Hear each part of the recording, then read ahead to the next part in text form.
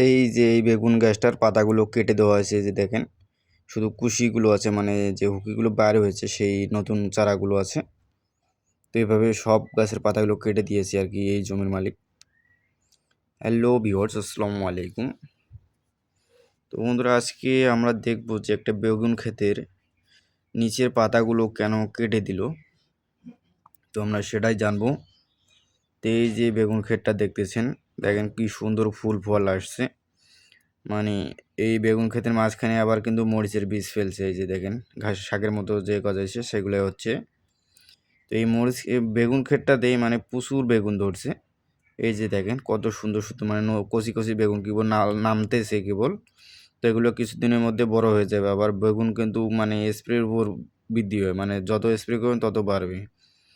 তো এই বেগুন ক্ষেতটার কিছু মানে গাছের পাতাগুলো, নিচের দিকের পাতাগুলো কেটে দেওয়া হয়েছে। তার মূলত কারণ হচ্ছে যে গাছের ডালপালা বৃদ্ধি পাওয়ায় গাছের যে সেই পুরান পাতাগুলো আছে, নিচের পাতাগুলো, সেগুলো কেটে দিয়েছে এই জমির যে বেগুন চাষি। তো সেটাতে একটা লাভ হয়েছে। তো কী লাভ হয়েছে তো সেটাই আমরা জানবো। তো বন্ধুরা, এই গাছগুলো দেখেন, এই যে দেখেন গোড়ের দিকে একদম অন্ধকার হয়েছে। মূলত নিচের দিকে যে মানে মরিচের বীজগুলো ফেলছে সেই বীজগুলো এই পাতাগুলো দিয়ে ঢেকে যাওয়াতে মানে মরিচের বীজগুলো চিকন হয়ে যাচ্ছে এবং হেলে যাচ্ছে। সে কারণে এই যে বেগুন চাষি ভাই পাতাগুলো কেটে দিয়েছে। এছাড়া তার আর একটা উপকার হচ্ছে, এই পাতাগুলো কেটে দেওয়ার কারণে এই যে দেখেন কত সুন্দরভাবে কেটে দিয়েছে। তো এই পাতাগুলো কেটে দেওয়ার কারণে যে গাছের যে গোড়াটা আছে সেটা পরিপূর্ণ আলো বাতাস পাচ্ছে।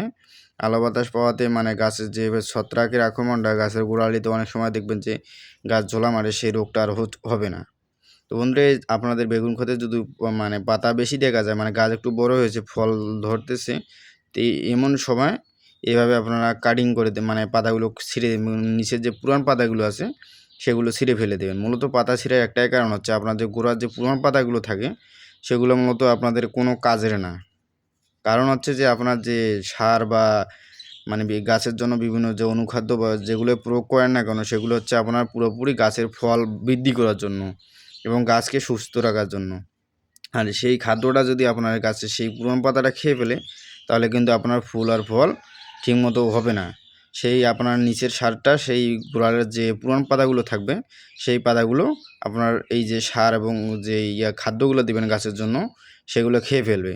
তাহলে কি হবে, কি সেই খাওয়া দেখবেন যে গাছের যে খাদ্যের পরিপূর্ণ খাদ্যের সেটা ঘাটতি হবে। আর এই যে নিচের পাতাগুলো খাদ্য মানে সার যে টানবে সেই সার টানার কিন্তু কোনো মানে টানলেও মানে যদি সব সারও খেয়ে ফেলে তো কোনো লাভ হবে না, কারণ সেই পাতাগুলোর আর আপনার কোনো প্রয়োজন নেই। এখন সেটা হচ্ছে আপনার যে উপরের পাতাগুলো আছে গাছের সেই পাতাগুলো এবং এই যে কুশিগুলো, নতুন কুশিগুলো বেড়ে হয়েছে সেই কুশিগুলো, এই যে বেগুন এগুলো দেখেন কত সুন্দর সুন্দর কচি কচি বেগুন।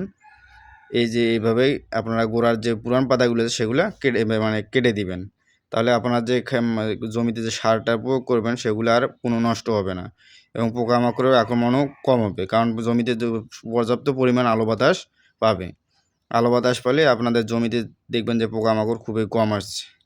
দেখেন এই যে পাতাটা কেটে দেওয়ার পরে যে গাছের আলো বাতাস মানে একদম পরিষ্কার দেখা যাচ্ছে। তো আপনারাও আপনাদের জমি এভাবে কেটে দিতে পারেন, তাহলে কিন্তু আপনাদের জমিতেও এই দেখবেন যে আপনার যেটুকু সার বা কীটনাশক প্রয়োগ করতেছেন পরিপূর্ণ কাজ করতেছে। তো বন্ধুরা, এই হচ্ছে অবস্থা। তো আপনারাও যদি আপনাদের বেগুন ক্ষেত পরিষ্কার রাখতে চান তো অবশ্যই এইভাবে কেটে দিতে পারেন। তো বন্ধু, যদিও ভিডিওটি ভালো লাগে অবশ্যই চ্যানেলটি সাবস্ক্রাইব করে দেবেন এবং ভিডিওতে একটি লাইক এবং একটি কমেন্ট করে জানিয়ে দেবেন কেমন হয়েছে। আসসালামু আলাইকুম।